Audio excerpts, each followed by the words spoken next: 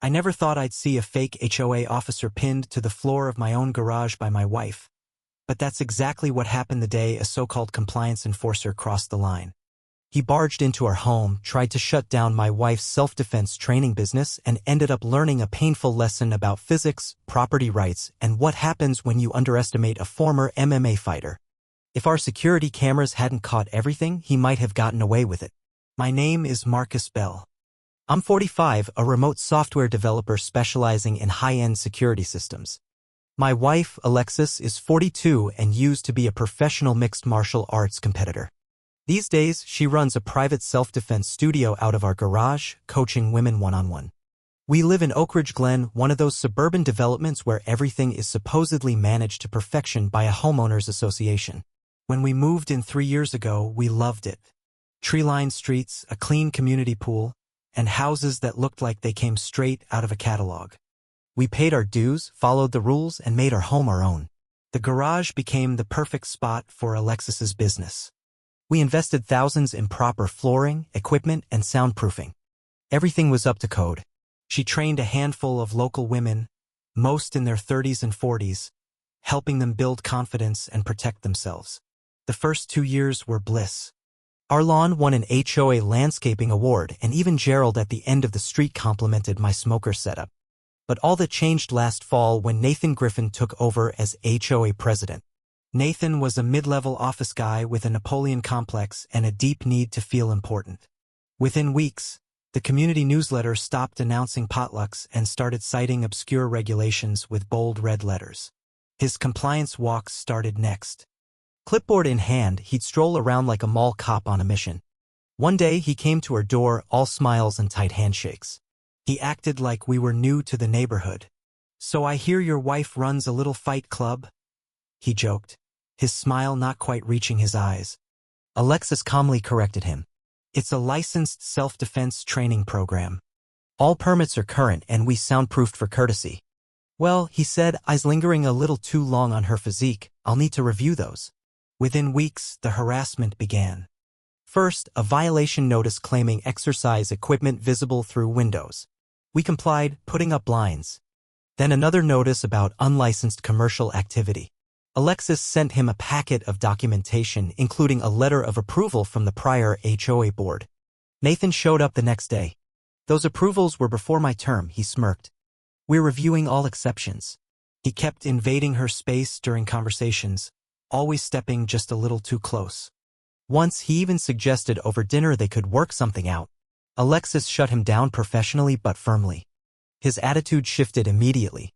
The next HOA meeting was where it started to boil. Nathan introduced new rules about disruptive home businesses. When Alexis questioned the need, he cited confidential complaints. Our neighbor Linda stood up and said she hadn't heard a peep from our house. Several others agreed.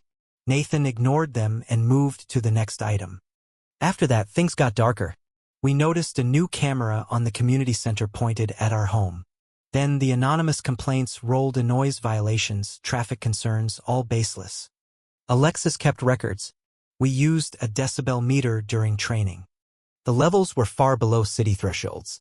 One client, a schoolteacher named Grace, found a note on her windshield: "Your car will be towed next time."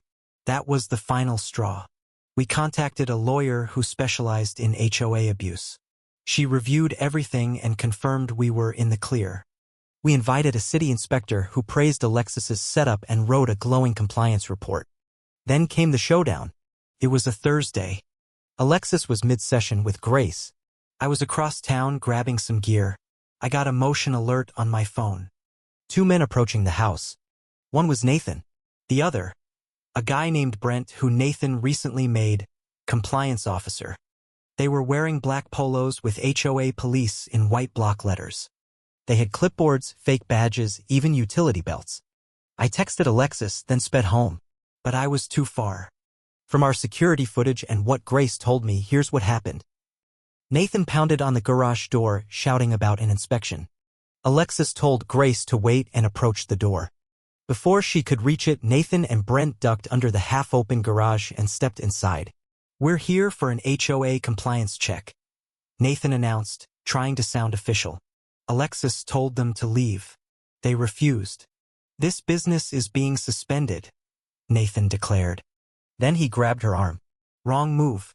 In less than 2 seconds, Alexis had him on the mat, flat on his back, gasping for air. Brent tried to intervene. She intercepted, dropped him to his knees, and applied a joint lock. Grace, she said, calm as ever.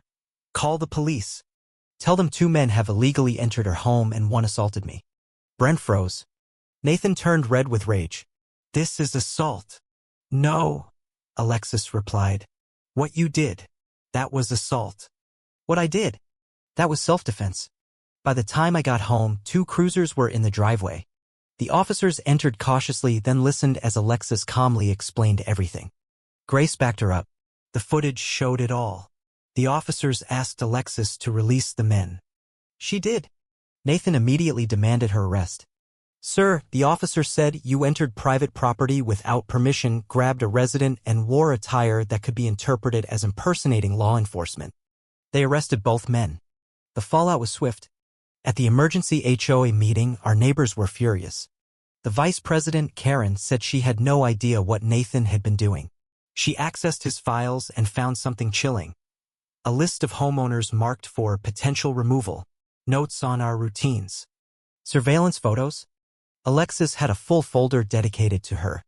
Brent cooperated with authorities and admitted Nathan had been obsessed since Alexis turned him down. He supplied emails, photos, and Nathan's so-called neighborhood cleansing plan.